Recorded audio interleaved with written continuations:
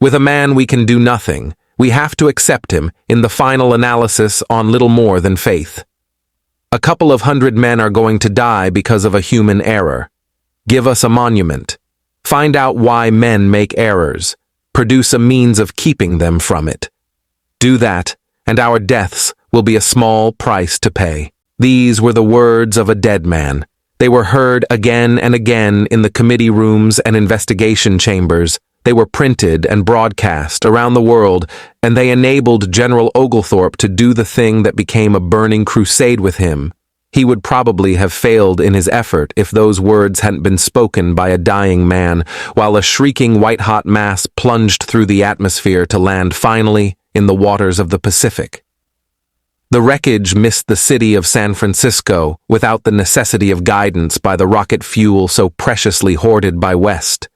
The Wheel and the Griseda were doomed the moment the pilot, Cummins, decided to shift the position of the ship with respect to the station.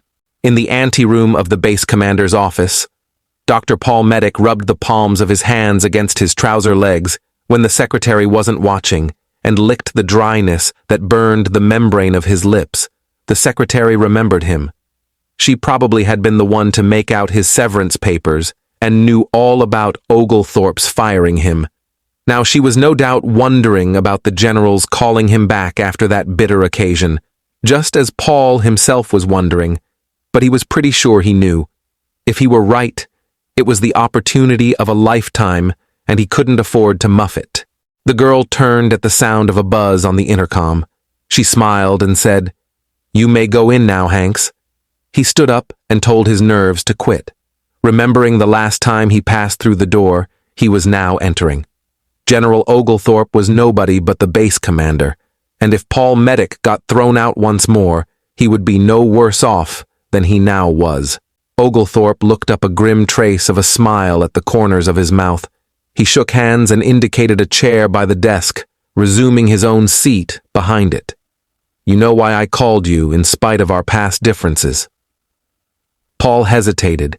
He didn't want to show his anxiety and hopefulness. He weighed the answers that might be expected of him and said, "It's this crash thing and the appeal of Captain West. Would there be anything else? I'm flattered that you thought of me. There's nothing personal involved, believe me. I'd 1,000 times rather have called somebody else, anybody else, but there's nobody that can do the job you can. Thanks. Don't bother thanking me. I expect there'll still be a great deal of difference between us about the basic goals of this project, but once we start, I don't want to have to fire you again." "Just what is the nature of this project?" said Paul. "Its goals. Fill me in on the details."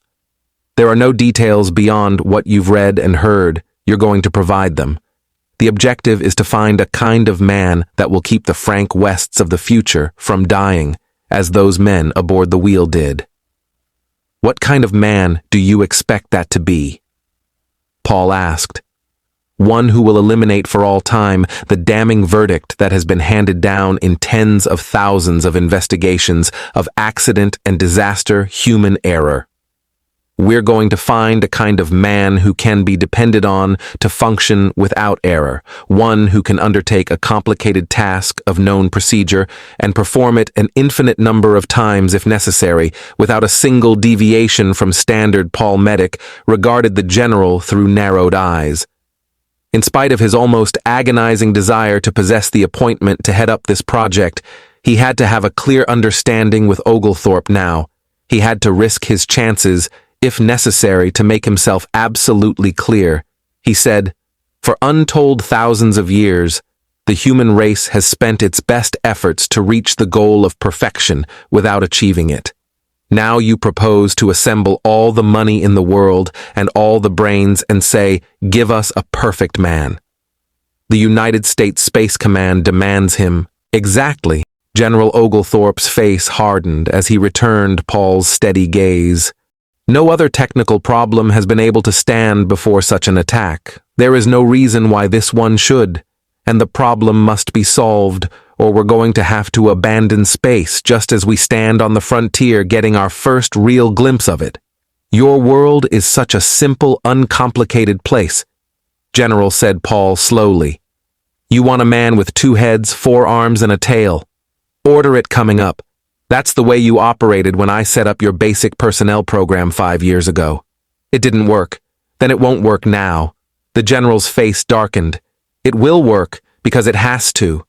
Men are going to the stars because they have to, and they're going to change themselves to whatever form or shape or ability is required by that goal.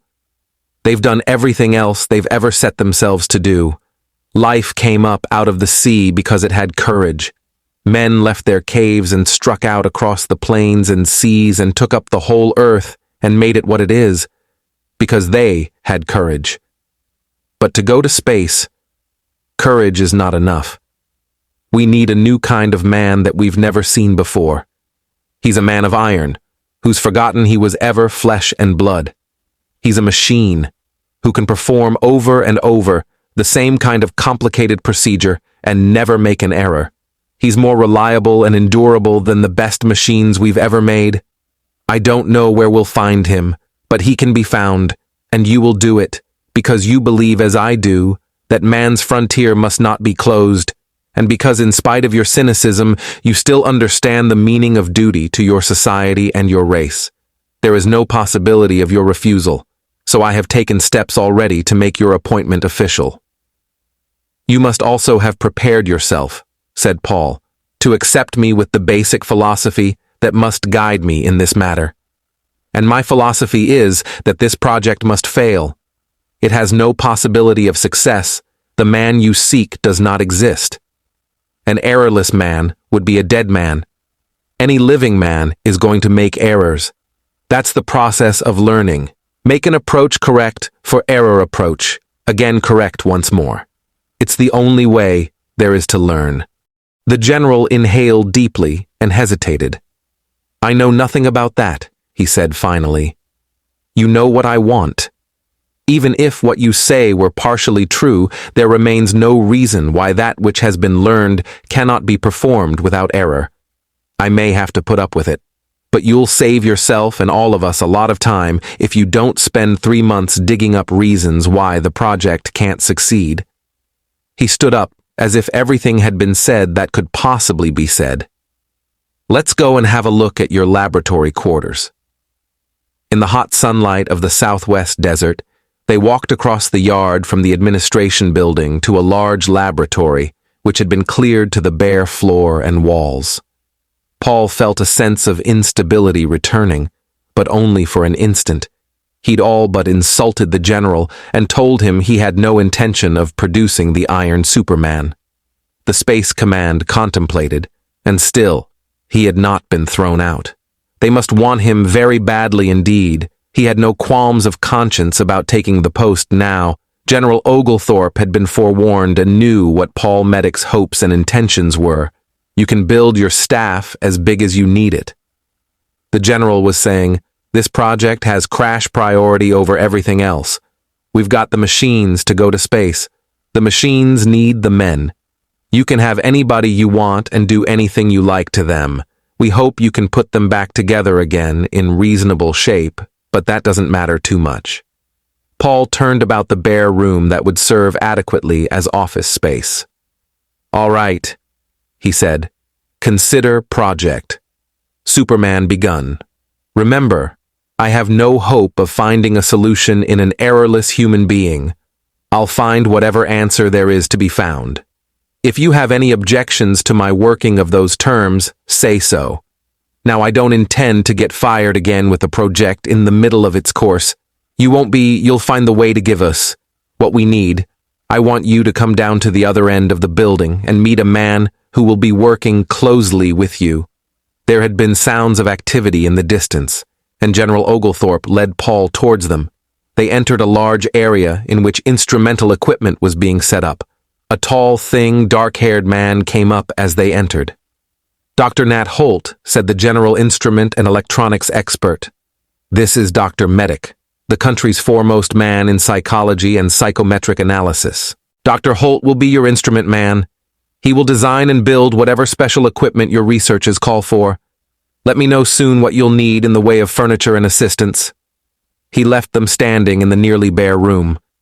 Through the window, they watched his stiff form march back to his own office. Nat Holt shifted position and grinned at Paul. I may as well tell you that the general has briefed me thoroughly on what he considered your probable reaction to the project. I'm just curious enough to want to know if he was right.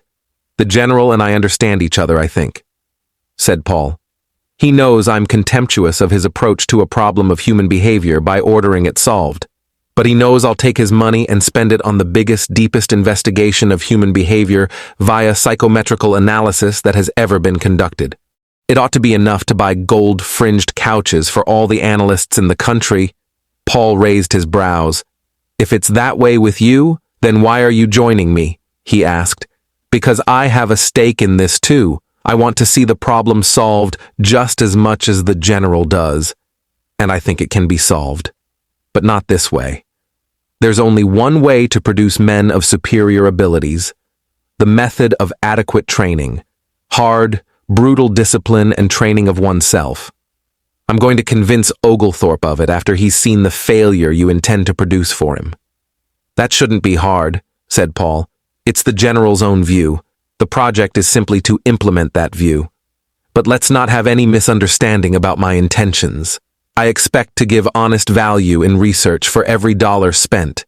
I expect to turn up data that will go a long way toward providing better spacemen for the command, and to give Captain West the monument he asked for." Alone in his hotel room that night, Paul stood at the window overlooking the desert. Beyond the distant hills, a faint glow in the sky marked the location of Space Command Base. He regarded it and considered the enormity of the thing that was being brewed for the world in that isolated outpost. Now the chance was his to prove that manhood was a quality to be proud of, that machines could be built and junked and built again, but that a man's life was unique in the universe and could never be replaced once it was crushed. For years he'd struggled to probe the basic nature of man and find out what divorces him from the merely mechanical. He'd known there would probably never be enough money to reach his goal. And then Oglethorpe had come, offering him all the money in the world to reach a nebulous objective that Space Command did not know was unobtainable. Somebody was going to spend that money. With clear conscience, Paul rationalized that it might as well be him. He'd see that the country got value for what it spent, even if this was not quite what the Space Command expected. Nat Holt was going to be a most difficult obstacle. Paul wished the general had let him pick his own technical director, but obviously the two men understood each other. In their separate fields, they were alike in their approach to human performance. Whip a man into line, make him come to heel like a reluctant hound. Beat him, shape him, twist him to the form you want him to bear, discipline him. That was the magic word, the answer to all things. Paul turned from the window in revulsion, drawing the curtains on the sky glow of the base. Human error.